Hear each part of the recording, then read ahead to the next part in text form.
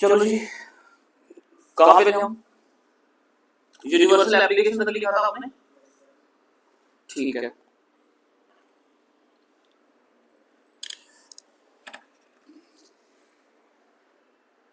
अच्छा जी, इसके बाद मैंने आपको लिखवाना है 3 major characteristics, 3 major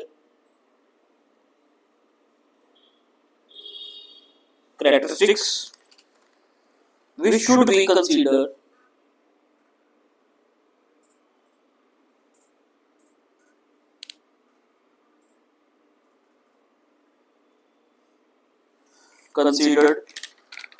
for the form, for the purpose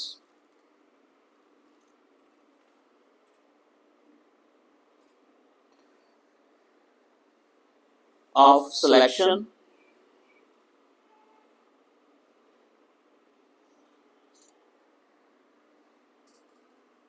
and application accounting policies with prudence, substance over form,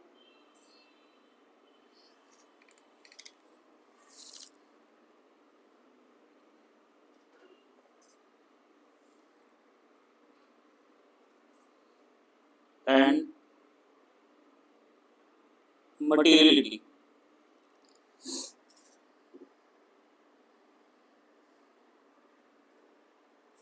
ठीक है, देखो मैं आपको पहले बता दूं इसका मतलब क्या है, ऊपर से पढ़ते हैं फटाफट क्लियर हो जाएगा आपको। Choice of accounting policy is an important policy decision which affects the performance measurement as well as the financial position of the business entity। क्या मतलब है इसका, अगर अंग्रेजी को थोड़ा सा अगर समझने की कोशिश करें तो बोला गया है अकाउंटिंग पॉलिसी की चॉइस करना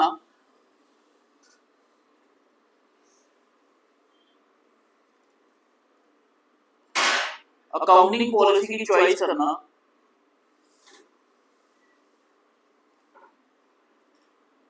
ज्यादा ही होना शुरू हो गया पहले से भी है।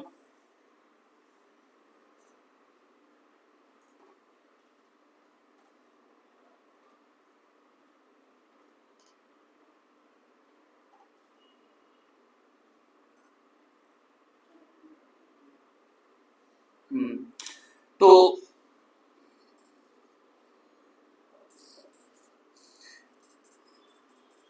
एक इंपॉर्टेंट पॉलिसी डिसीजन है जो कि इफेक्ट करता है परफॉर्मेंस मेजरमेंट को, जो बिजनेस की परफॉर्मेंस है उसको मेजर करने के लिए। ठीक है, as well as the financial position, जो बैलेंस शीट हम बनती है, ठीक है, जो फाइनेंशियल पोजीशन है हमारे बिजनेस एंटिटी की वो। ठीक है, उसके बाद लिखा उन्होंने selection of inappropriate accounting policy, selection of inappropriate accounting policy may lead to understatement and overstatement of performance and financial position। कुछ चीजें कम दिखेंगी, कुछ चीजें ज्यादा दिखेंगी, तो ये दोनों ही फाइनेंशियल पोजीशन के लिए सही नहीं है और ना ही परफॉर्मेंस चेक करने के लिए सही डिसीजन है। आई बात समझ? ठीक है, it is believe that there no unified and exhaustive list of accounting policy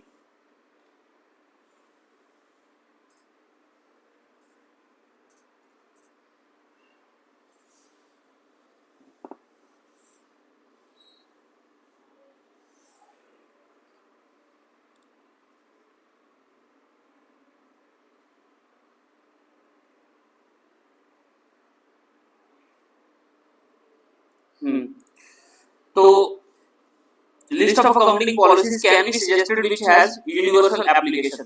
ज्यादातर वैसे देखा जाए तो कोई यूनिफाइड और exhaustive list of accounting policy नहीं है जो कि यूनिवर्सल एप्लीकेशन के लिए सजेस्ट की जाए। क्यों यूनिवर्सल एप्लीकेशन? कि जो हर जगह अप्लाई हो, ऐसा नहीं होता। हर एक चीज का बिजनेस का नेचर अलग है, साइज अलग है, different working capital position, working capital होती है, हर चीज का डेप्थ अलग होते हैं, तो यूनिवर्सल एप्लीकेशन नहीं हो सकता है ना। देन आगे लिखा था हमने 3 major characteristics which should be considered for the purpose of selection and application of accounting policy. कुछ 3 मेजर कैरेक्टरिस्टिक्स हैं जो कंसीडर किए गए हैं किसके लिए, for the purpose of selection and application of accounting policy के लिए। कौन सा पहला, प्रूडेंस, सब्सटेंस ओवर फॉर्म और मटेरियलिटी। ये हमने पीछे पढ़ा था, आपको पता ही होगा, बताओ जरा क्या होता है प्रूडेंस, क्या होता है।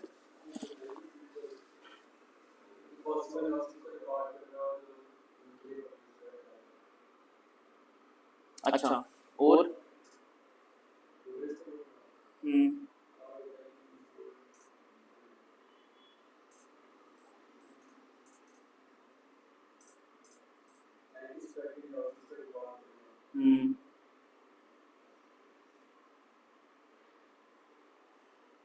ठीक है।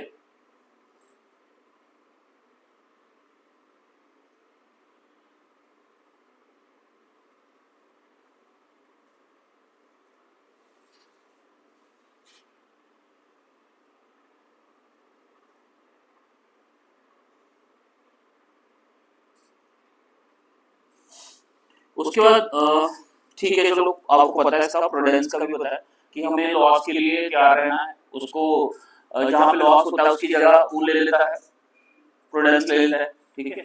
एंटिसिपेशन ऑफ लॉस कहते हैं इसको। और सब्सटेंस ओवर फॉर्म क्या होता है, कल बताया था मैंने।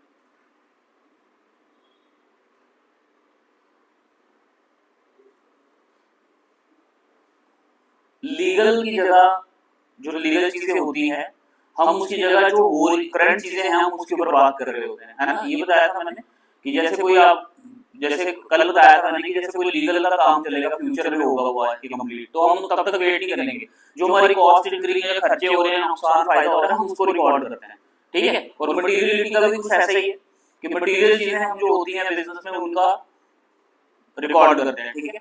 जो चीजें हैं एक्चुअल, जो खर्चा हुआ है एक्चुअल, हम ये नहीं बोलेंगे, इमोशंस की कोई बात नहीं है उसमें, तो इसलिए जो चीजें एक्चुअल में होती हैं हम उसको रिकॉर्ड करते हैं, क्लियर। बाकी इसकी एग्जांपल भी है, अगर लिखना चाहो तो लिख सकते हो, ठीक है, लिख लेते हैं examples.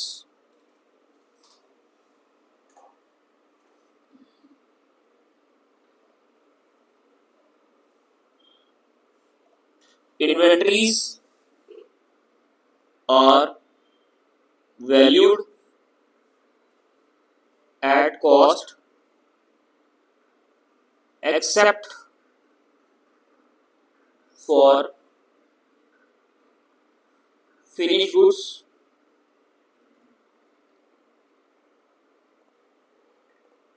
and byproducts.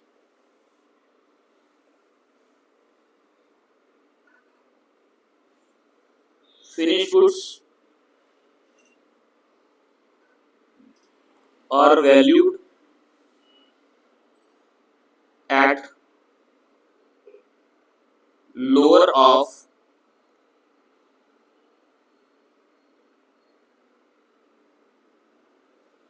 cost or market value and byproducts are valued at net realizable value.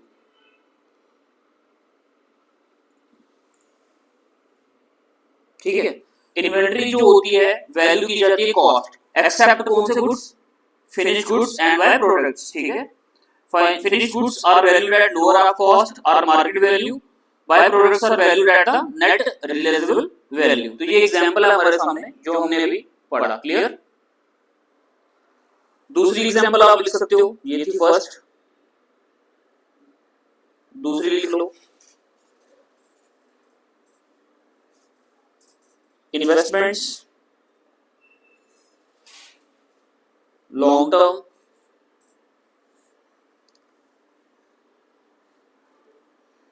Valued at there,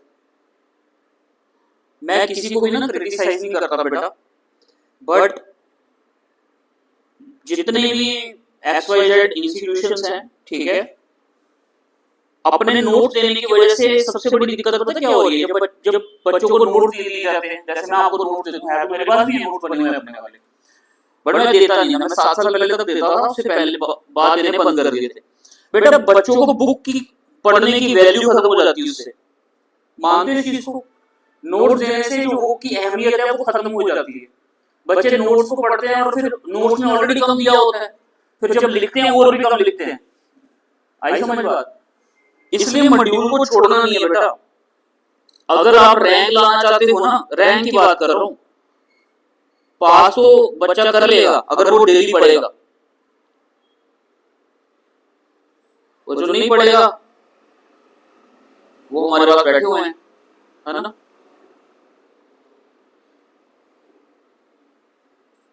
wherever necessary, ठीक है? इन्वेस्टमेंट लॉन्ग टर्म और valued at there acquisition cost, acquisition cost पे देखा जाता है इन्वेस्टमेंट को, even की balance sheet में भी आपको दिखाया गया होगा,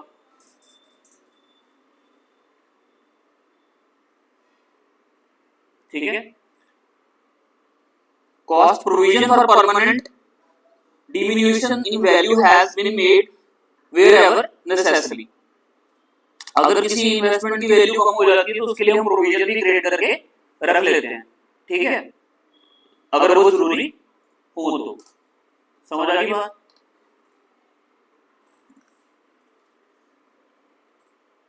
और बस करो भाई, क्या हो गया इसको? इतना डांस अच्छा नहीं होता हिमांशु, ऐसा लग रहा है जैसे घुंघरू बांधे हो हिमांशु के पैरों में, नाची जा रहा, नाची जा रहा। ठीक है, लास्ट टॉपिक है हमारा, दैट इज करें फिर, that is change in accounting policy.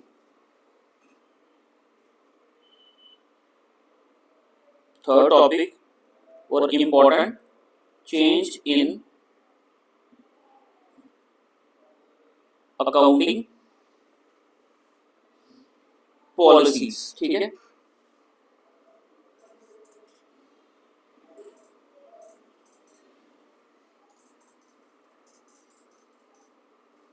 ठीक है जी।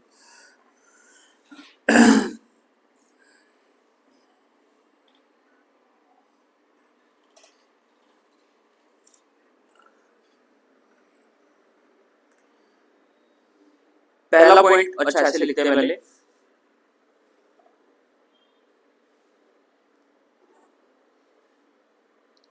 Change in accounting policies should be made in the following conditions, ठीक है? पहला, it is required by some statute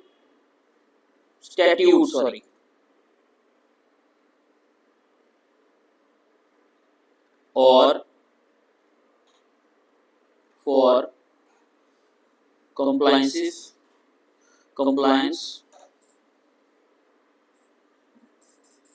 with an accounting standard. Change would result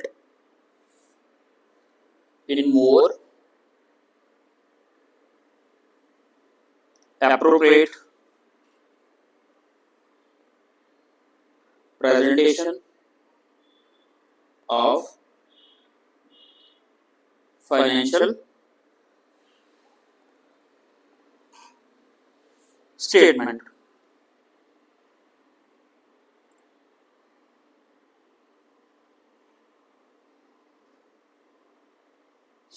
उसके बाद एक एग्जांपल लिख लेते हैं हम,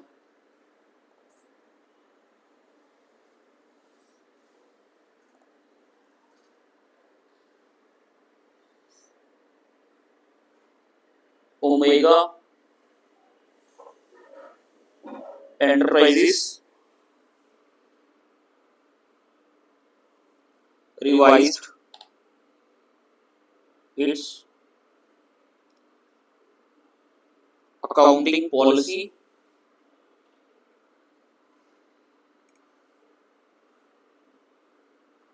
relating to valuation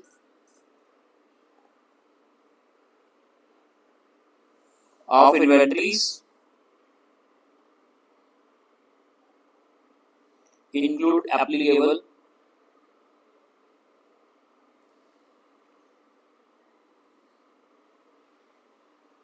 production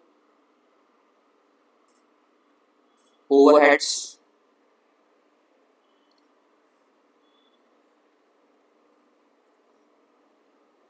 it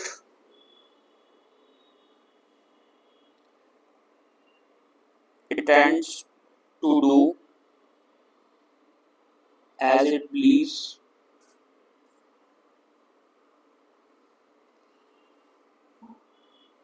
that such change would result in a more appropriate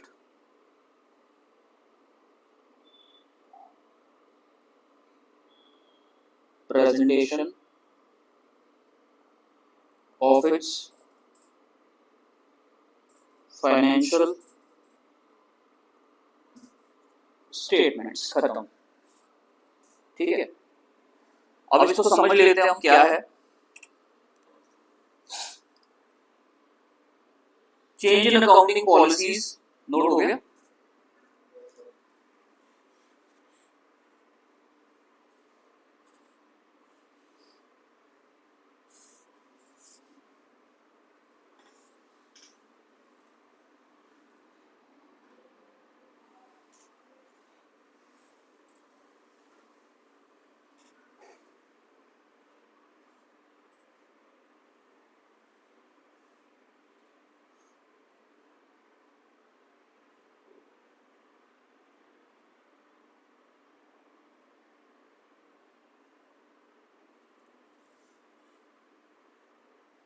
हो गया ना? चलो देखो, change in accounting policy, the change in accounting policy should be made in the following conditions. पहला, it is required by some statute or compliance with an accounting standard। देखो सबसे पहले तो कुछ अब आपको पता है स्टैट्यूट का मतलब क्या होता है? टेम्पररी रिक्वायरमेंट्स होती है हमारी, ठीक है। और कंप्लायंस का मतलब क्या हो गया? अंडरलाइन करो इसको।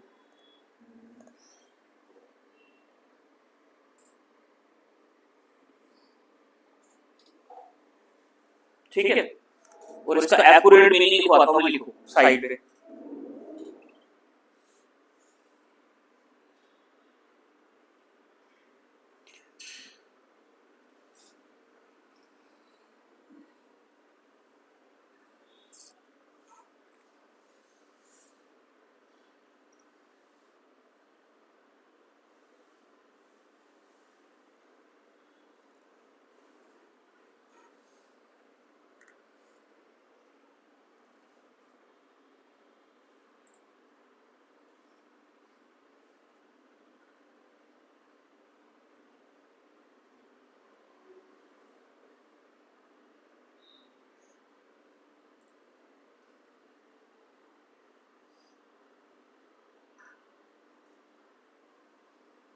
लिख लो यहाँ पे।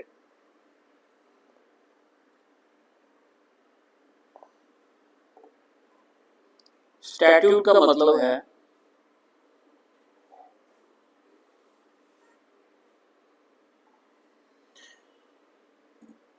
In accounting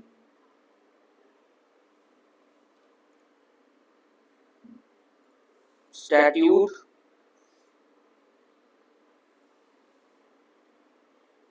refers to a law or regulation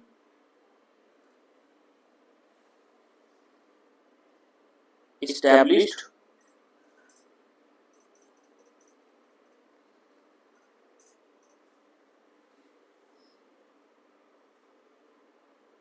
by legislative body। ठीक है, और ये क्या डिक्टेट करता है कि फाइनेंशियल रिकॉर्ड और रिपोर्ट्स कैसे आपने बनानी है। आई बात समझ? तो ये काम शुरू में ही हो जाता है जब हम कोई अकाउंटिंग स्टैंडर्ड को ऑप्ट करते हैं। ठीक है, उसके बाद ऑटोमेटिकली फिर ये चीजें आगे हमारा जो एक बार पॉलिसी अडॉप्ट हो गई फिर वो चलती रहती है। ठीक है, जब चेंज करनी पड़ जाए तो फिर हम देखते हैं कि हमने फिर से हमें क्या करना पड़ेगा, वही स्टैट्यूट को फॉलो करना पड़ेगा जो हम अडॉप्ट करना चाहते हैं दोबारा से।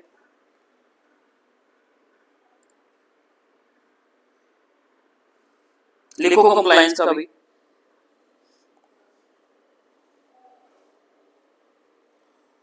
कंप्लायंस का मतलब होता है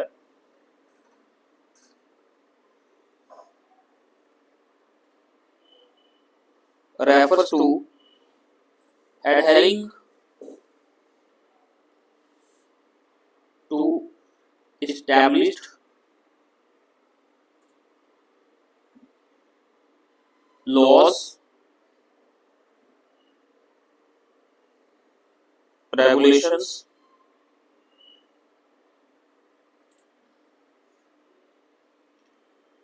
and standards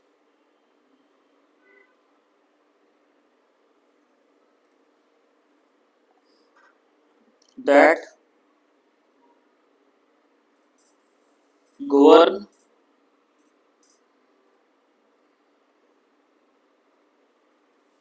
financial reporting and accounting practices।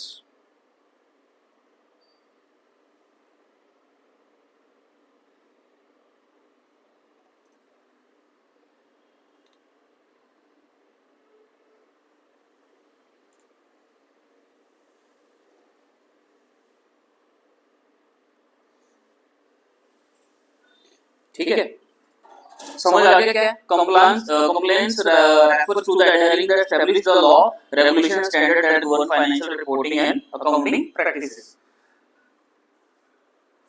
इसमें कोई डाउट? ठीक है, आगे बी पॉइंट है इसमें हमारा change would be result in more appropriate presentation of statement. ये क्यों किया जाता है? ताकि हम मोर एप्रोप्रिएट फाइनेंशियल स्टेटमेंट को बना सके। आई बात समझ? किसी प्रकार की कमी ना रह सके। ठीक है, तभी तो देख लो ना टीवी बनाने के बाद कितनी सारी एडजस्टमेंट ये दोबारा देनी पड़ती है मैनुअल जर्नल्स में। ये कहने का मतलब ये है कि हमारे पास जो भी बैलेंस शीट बनकर आएगी पॉलिसीज को फॉलो करते हुए वो एक ट्रू फेयर एग्जॉस्टिव पिक्चर दिखा सके अपनी रिपोर्ट्स के बारे में। आई बात समझ? एग्जांपल देखो उन्होंने दी है Omega Enterprises revised its accounting policy relating to its valuation of inventory to include applicable production overheads. It intends to do so. It believes that changes would result in a more appropriate presentation of the financial statement। सही बोला इन्होंने बिल्कुल। Omega enterprise ने अपनी policy को क्या करा, revise करा, किसके रिलेटेड? इन्वेंटरी वैल्यूएशन के रिलेटेड, और एप्लीकेबल करा ओवरहेड्स को, प्रोडक्शन ओवरहेड्स को, ताकि उनका बिलीव था कि अगर चेंजेस से हमें क्या होगा, एक एप्रोप्रिएट प्रेजेंटेशन मिलेगी फाइनेंशियल स्टेटमेंट के ऊपर। सही बोल रहे हैं, अकाउंटिंग का रूल है ओवरहेड्स को भी लेना। ओवरहेड्स क्या होते हैं? इनडायरेक्ट खर्चे। तभी हम बता, अगर मैं बोलूं कि मेरे कॉस्ट ऑफ मशीन और वेजेस सैलरी सिर्फ जा रहे हैं 5 रुपए का प्रोडक्ट पड़ रहा है, मुझे 10 का बेच रहा हूं, ऐसा हो ही नहीं सकता। इनडायरेक्ट खर्चे भी डालने होंगे ना हमें कभी ना कभी। समझ रही बात? तभी हम क्या कर पाएंगे, एनपी पे आ पाएंगे, नेट प्रॉफिट पे। तो ये था आपका इस चैप्टर के अंदर अकाउंटिंग पॉलिसीज के अंदर। ठीक है, अब इसके क्वेश्चंस देखें अगर हम कौन कौन से हैं। इसमें 2 ही थ्योरेटिकल क्वेश्चंस हैं। ठीक है, 2 ही थ्योरेटिकल क्वेश्चन है। डिफाइंड अकाउंटिंग पॉलिसीज ब्रीफ बताना है। Identify few areas where in accounting policies are frequently encountered. ये अभी पीछे पढ़कर ही आए हैं, है ना। चेंज इन अकाउंटिंग पॉलिसी में have the material effect on the items of financial statement. Explain the statement with the help of an example. तो ये कह रहे हैं कि चेंज इन पॉलिसी जो है वो क्या है, मटेरियल इफेक्ट है किसके ऊपर? Items of the financial statement के ऊपर। Explain the statement with the help of an example. तो बता सकते हो ये टॉपिक जो हमने पढ़ा है। ठीक है, तो ये चैप्टर था आपका। बाकी ट्रू फॉल्स है वो देख लेना आप, उसमें कोई डाउट है तो बता दो मुझे, जो भी पढ़ा हमने। ठीक है। तो थ्योरी में आपका चैप्टर नंबर जो 5 है वो भी हमने कंप्लीट कर लिया है। बाकी नेक्स्ट लेक्चर में हम नेक्स्ट चैप्टर करेंगे। क्लियर? चलो इतना रखते हैं।